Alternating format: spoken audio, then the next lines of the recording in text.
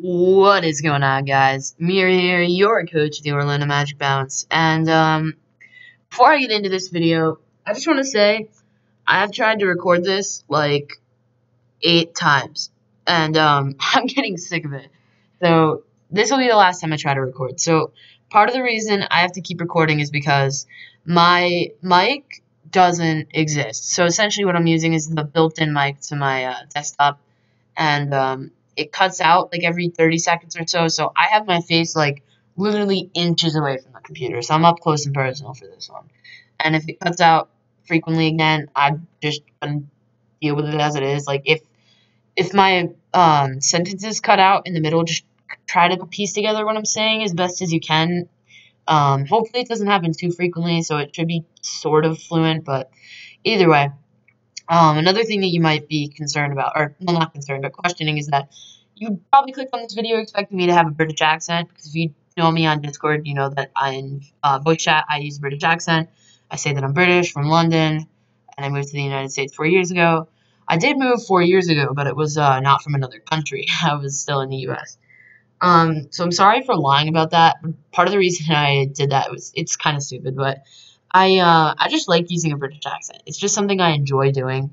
I like impersonating other people. Like not like in a catfish way, like I'm gonna pretend to be someone else, but I like using a different type of accent. A lot of different personas, I guess you could say. And in real life, everyone hates it when I do it. So I felt like Discord was like one of those maybe a safe outlet where I could try to do that. People would actually tolerate it.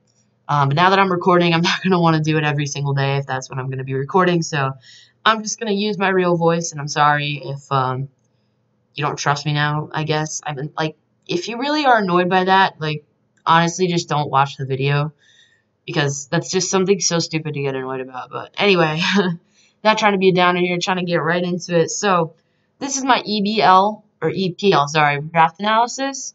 It's just kind of a for fun league that just started up. GBA tiers draft. I decided to, well, not GBA tiers specifically, but a 5-tier draft format. So I decided to join up with a few friends, and the draft just finished this morning. So here's my team. We're all like the first team on my team. I drafted 11 mons, obviously, because it's a tiered format. So first off, I took Tapu Koko. So if you don't know what Tapu Koko does, you are living under a rock. Incredible. It's probably one of the best mons in your format right now. It's definitely top 5. Gets defog, electric surge, powers up with electric moves, stupidly good speed tier, good attacking stats, decent bulk, a wide array of coverage, very versatile, U-turn and volt switch, roost, taunt. It's amazing. You already know what it does. I'm trying to keep this draft analysis not too long because it's like the first video I've ever uploaded, so just gonna keep moving on here, because like, do I really have to explain why I drafted Tapu Koko? Like, I typically draft Zeraora because Tapu Koko never falls to me, but I wanted to try it for once because I was third. So next up I'm gonna take Greninja. Shiny Greninja is just incredible. But anyway, Greninja is incredible. Despite not having access to Protean, which it typically doesn't, that doesn't make it any less good, because it's still, look at all this coverage that I'm just scrolling down. It just gets so much coverage with decent attacking stats, all things considered. Like 103 and 95 isn't the worst. A really good speed tier, somewhat usable bulk, I guess. And as I said, just so much coverage. And then spikes and toxic spikes. That's really nice, because Coco really loves chipping things down with Hazard, so it can just spam Wild Charge late game once that ground is out of the way. With Greninja also takes down pretty easily, so decent core, I suppose. But anyway, I just always like to draft Greninja round 2 if it's still there. Moving on to my third pick, I drafted Ferrothorn. So Ferrothorn is just too fat, man. Like, I don't know what Game Freak was thinking when they made the same stats, but it's so fat. 74, 131, 116. And then it's like not even passive. It has 94 attack and 20 speed. So it hits really hard with Gyro Ball. And then it gets Power Whip for really strong coverage on the for Grass Stab. It's dual spikes, or not dual spikes, but dual hazards again. So my hazard stacking mons are starting to look really nice. Thunder Wave to punish things trying to break it down.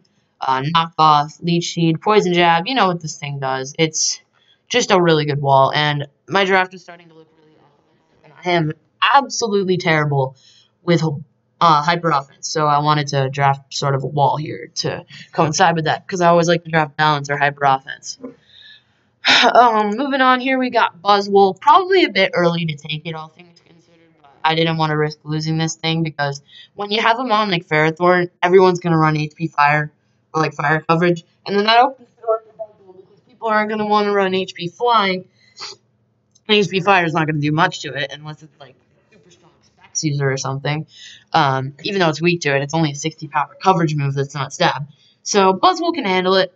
It's so physically bulky, really good dual stabs, nice coverage, all around, reliable recovery and roost. And one thing that's enticing about it is that both of its dual stabs actually heal it, Leech Life and Brain Punch. And then 139 attack, 139 physical defense, really good HP. This thing is just super good, and I'm very excited to use it again. Next up, I draft. So part of the reason I like to draft an abundance of 4 times weaknesses is to make my opponents choose between hidden powers or coverage moves to create better defensive cores, make them struggle with 4 moves left syndrome, which is something that I capitalize on very well, I feel like. I wanted to draft Charizard Mega Y a lot. It typically gets sniped from me like round 4. It either goes undrafted or goes in like the first 4 rounds. Never understood. It's kind of polarized. But anytime I'm in the mood to draft it, I don't get it. And anytime I'm not in the mood to draft it, it goes undrafted. So I was just kind of waiting for that draft where I was in the mood to get it, and it was available like round 5. And this is the draft I got it in. So if you don't know what this thing does, it has 159 special attack with Drought. So its fire moves just break through holes in anyone's draft. And then it gets Solar Beam. And if you don't know what Solar Beam is, it's a 120 grass move with no drawbacks. And in Sun, it only takes 1 turn. So, water is get the hell out of here, you're gonna die. Yeah, this thing is just so good. And it gets a pretty nice move pool as well. Dragon Pulse, Will-O-Wisp, Tailwind. It gets decent physical attack with some usable physical coverage. It's just really good. I love it. Next up here, we got Jay-Z, the Hitmontop. You already know what Hitmontop does. It's a rapid spinner. Nothing more, nothing less. It's a decent kind of wall with Intimidate and an incredible SpDef stat. And, well, not incredible, but decent SpDef stat, decent BizDef. Has 95 attack, so it hits somewhat hard with close combat. It doesn't get, like, a huge move pool, but it has some decent coverage for stuff. Kind of struggles with Psychic types overall. But yeah, I'm probably going to be bringing this thing a lot with Rapid Spin because, you know, I have a Mega Charizard Y, so it's really nice for that. Moving on to the second part of my draft, we've got Haxorus. So Haxorus was still here in round 7, which isn't surprising, really. It hardly gets drafted. But the thing that was enticing to me was that it was in Tier 3, which I feel is a pretty big steal for Haxorus because despite it being kind of the epitome of Unmons, it's a really good Tier 3. It's broken in Tier 3. It has 147 attack, which is just crazy to me because it can boost it. And it's not like a Mega, so that's pretty crazy. It's somewhat frail. It's not like bulky whatsoever. 97 speed is somewhat decent, but as a Dragon Dance Sweeper, I feel like it falls short because it's so easy to avenge with a Choice Scarfer. I prefer it as a breaker because with a Choice Band, it just doesn't have switch-ins. Once you get rid of that fairy, I don't even care if you're a steal. Like, you're taking 40 from outrage. It's just so broken. But yeah, I don't know about it as a cleaner. It's not my favorite role for it, but as a breaker, I feel like it just absolutely excels, which is something I needed, so I decided to pick it up. Now I have a physical breaker and a special breaker, so that's really nice for me. Moving on here, I've got Decidueye. Who done it? Love that name still. So proud of that name. What a great website. Great memories there. So Decidueye, as you all know, physical attacker with really good special attack as well, so it can run either Swords Dance, Nasty Plot, really good SpDef, decent speed tier, reliable recovery in 2 forms, Tailwind, U-turn. This thing does everything. It even traps with Spirit Chapel, which is just it's just very versatile, and it does a lot of things well, which is something I felt I needed at this point in the draft. So it was nice to pick it up so late. It's been getting a lot of traction lately, so I was kind of scared that I wouldn't be able to get it in round 8, but I was, so I'm happy about that. It's a very nice pivot, and it gets set up on both sides, as I said. Decent move pool, nothing special, but it's also a defogger, which, as many, the more hazard removers I can get, the better. When you have a Mega Charizard Y, you try to center your team around it for the most part. Moving on to my next pick, I got my four times weakness in Korg here with Rhyperior. I hope you get that reference to Thor Ragnarok. Favorite character in any movie ever. Korg is God. Anyway, Rhyperior has stupid Fizz Def, like it's crazy. 115, 130 with Solid Rock. It just doesn't die to physical hits ever. Never, never, never. Its Fizz Def isn't anything crazy, but with 115 HP and Solid Rock, it starts to look a bit better. 140 attack. It hits so hard. And it has a broken move pool on, like, both sides. So, even though it only has 40 special attack, and it can exploit 4 times weaknesses really well. Like, look at this. This is too good. Get Stealth Rocks for, it's always nice to have Stealth Rockers. Roar for phasing. So, this is my second Stealth Rocker. Now I've got 2 Rockers, 2 Defoggers, or 3 including Charizard, I guess. A Spitter, 2 Spikers, and a Toxic Spiker. So, I'm doing really well on hazard control right now. Speaking of hazard control, Claydol. Claydol is a spinner and a rocker, so this makes 2 spinners, 3 rockers, 3 defoggers, 2 spikers, and a toxic spiker. So that's absolutely crazy to me.